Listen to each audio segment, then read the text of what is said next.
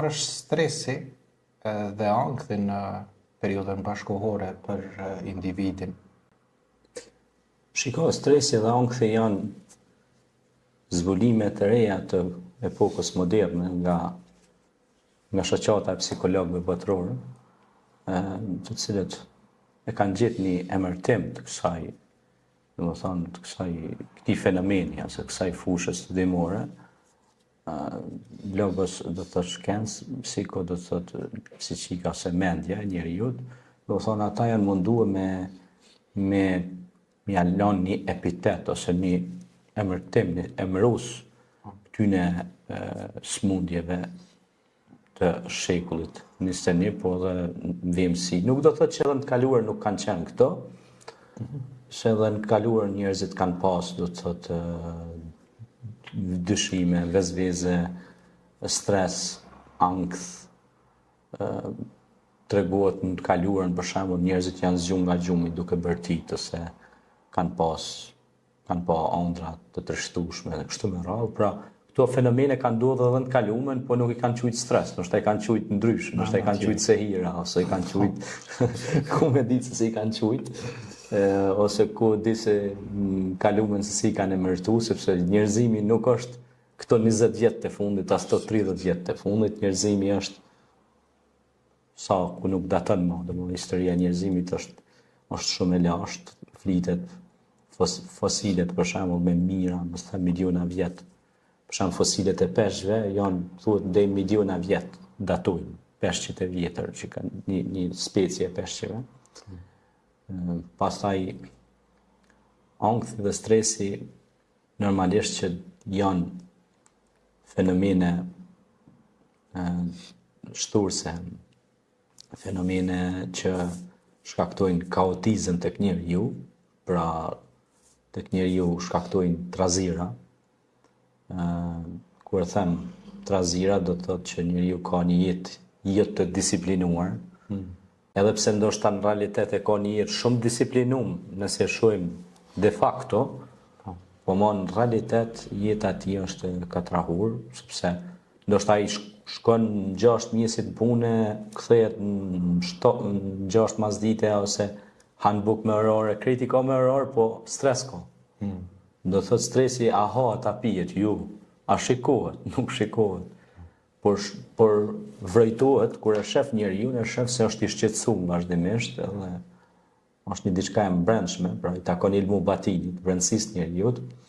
Për këtë gjë, Islami i ka dhënë do përgjigje shumë të bukura për stresin dhe ankthin. Nëse keni brenga, ka thonë Resulullahi ynë sallallahu alaihi wasallam. Pra nëse keni brenga, ka thonë mi përdor disa fjalë të cilat e largojnë stresin dhe ankthin. Tash e mund pyesin dëgjuesit cilat janë ato fjalë. Është një fjalë shumë e thjeshtë, por shumë e fuqishme. Hasbi Allahu la ilaha illa hu alayhi tawakkaltu wa huwa rabbul arshil azim.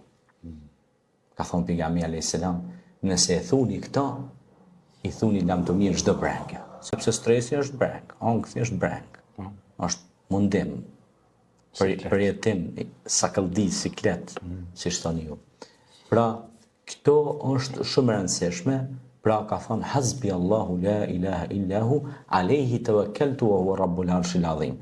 Me mjafton mu, pra kush, Allahu si ndihmtar, krijuesi im më ndihmon mua. Pra kur jenë shqetësimin më të madh, stresin më të madh, merr frym kështu, lirshëm, e merrni një frymëmarrje të qetë kështu, pa u nxitua, e thu hasbi Allahu la ilaha illa hu. Pra e thu me arroh, me shpirt.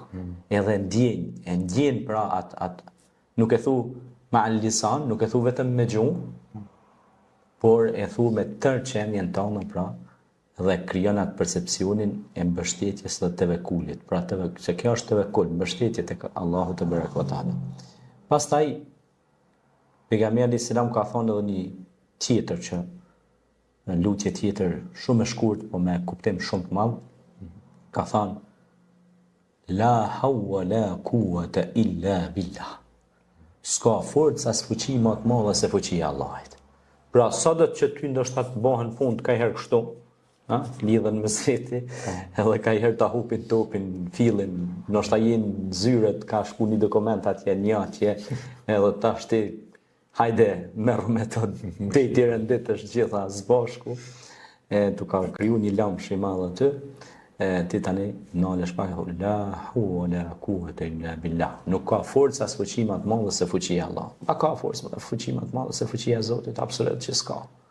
Pra që jep me treguar që ndalu pak, qetëso, merr veten me të mirë, edhe fillo nga dal ti marrësh pra punë me qetësi, me maturi, me adulteri, me pjekuri.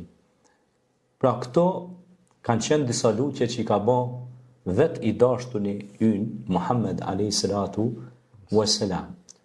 I cili shpesh herë ishte shumë i qetë, pra edhe në raste, edhe kur ishte pra pikëllimet mëdha, në vështirësi, edhe në shpellën hira, edhe kur armiqt donin ta e kishin rrethuar dhe donin ta likvidonin, ai prap nuk dorëzohej, never give up, nuk dorëzohej asnjëherë.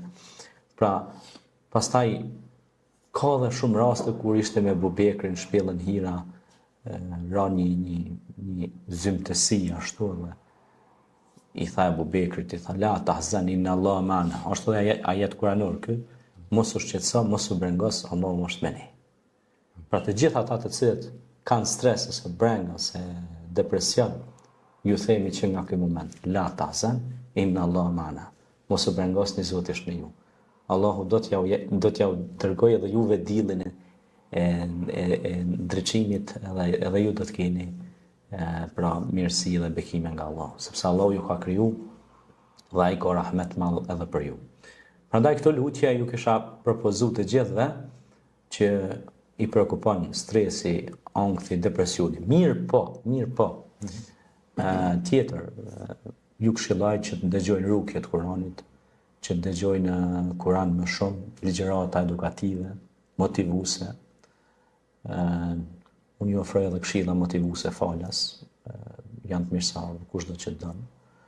Këshilla motivuese, ne kështu ashtu për ju ofrojmë falas nga ky moment që jemi duke folur së bashku, përmes rrjeteve sociale. Kështu që gjithë ata që ndjejnë veten në vështirësi ose në ankth ose në peripeci të ndryshme, ne i ftojmë që do thonë me ardhë dhe mu këshillu me Kuranin, mu këshillu me fjalën e Zotit, edhe me dëgjua atë, mu qetësu me ata. Ja është. Mirë.